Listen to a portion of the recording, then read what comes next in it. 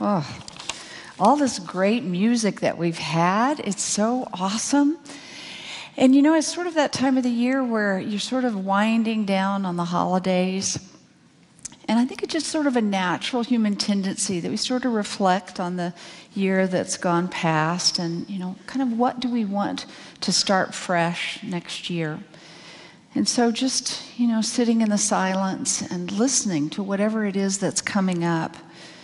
And I admitted to this at 9 a.m. that this last few weeks when I've been sitting in the silence, as Myrtle would do so many years ago, I would just be sitting and wanting to reflect on the past year.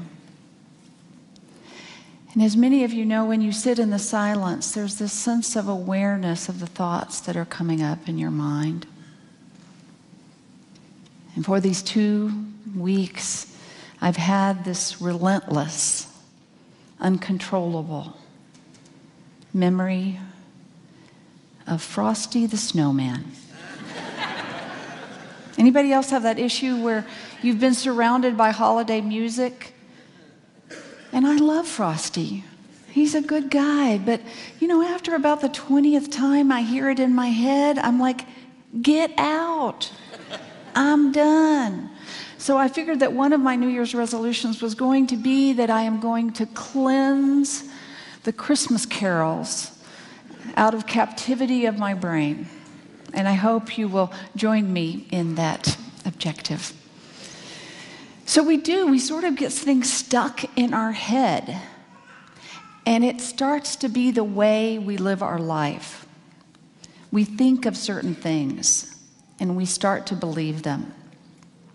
And so there was a Bible verse that just sort of kept going over and over in my head.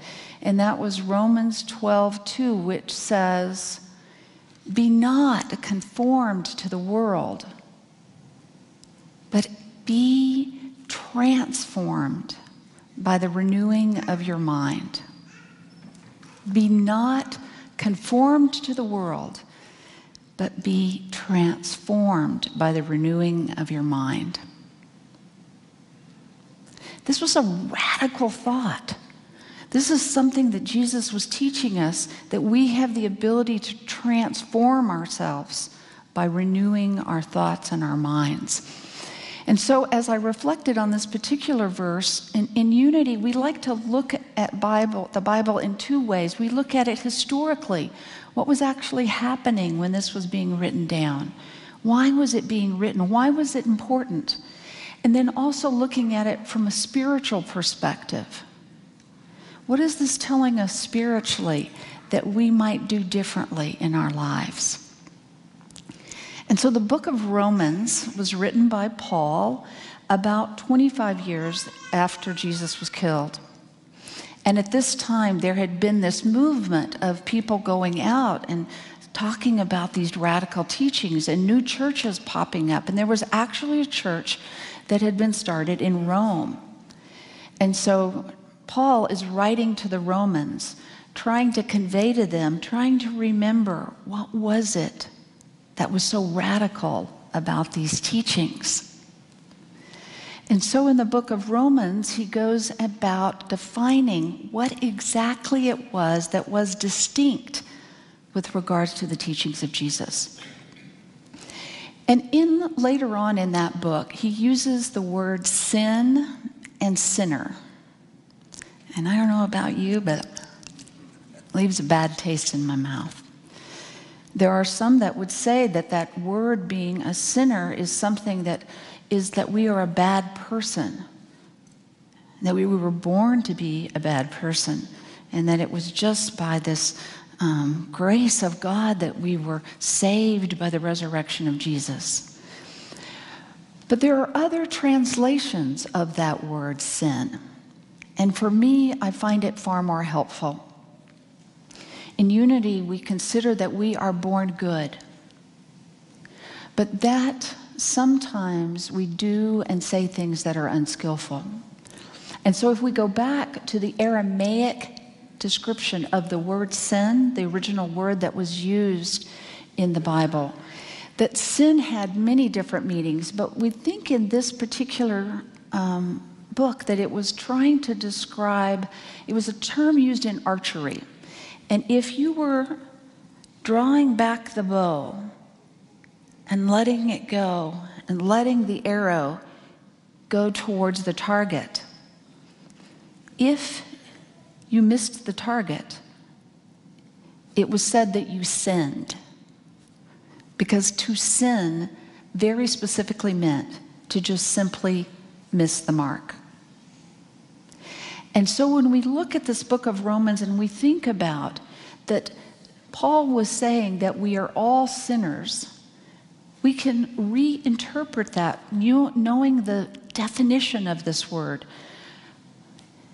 Everybody here, have you ever done anything unskillful? A few? Have you ever said anything unskillful? Have you ever said anything that you wished you could take the words and put them right back in your mouth? And so we are all sinners in that regard. We have all done something unskillful. It doesn't mean that we aren't good people, but it means that there have been times that when we have missed the mark. And this radical message that was given was that even if you had done things that were unskillful, that you had the ability to be forgiven and to have compassion. That was radical thinking in the year 55. In the age of an eye for an eye and a tooth for a tooth, put them in prison and throw away the key. This idea that we could be forgiven. It's interesting. Sandra and I didn't plan this. I didn't know what the daily word was today. The word being forgiveness. That when we think about renewing our mind, one of the obstacles that stand in our way is that we don't forgive ourselves. That we all know those things that we've done that have been unskillful. Or maybe we don't forgive others and we hang on with bitterness and regret. And so you can imagine how that impacts your mind and the way you see yourself and the way you see the world around you. And so when Paul was writing to the Romans, he was saying, be not conformed to the world, because the world was saying an eye for an eye and a tooth for a tooth. No forgiveness was needed. And he was saying, don't go there. Be transformed by the renewing of your mind. This radical idea that we could have a new way of thinking. And so it's so powerful that we can imagine the possibility that we could forgive ourselves and others. And as I was thinking about this, I was actually watching a documentary that is called Beyond Justice and Forgiveness. And what it said was, it told the story of people who had murdered someone and them reconciling with a family member. And as I watched the documentary, I have to tell you, I'm not sure. I kept thinking to myself, if one of my loved ones had been murdered, would I be able to forgive the person that killed them? I'm not sure. And yet I want to tell you the story about Joe and Pat. And the story begins in Northern Ireland. They were inadvertently interconnected in something called the Troubles. It was a euphemistic name for 3 decades of violence in Northern Ireland. There were the people that were the nationalists, and there were the people that were the unionists. But ironically, they were Catholic against the Protestants. So how ironic is it that Jesus brought to us this message of grace and love and forgiveness, and we have Catholic and Protestants killing each other?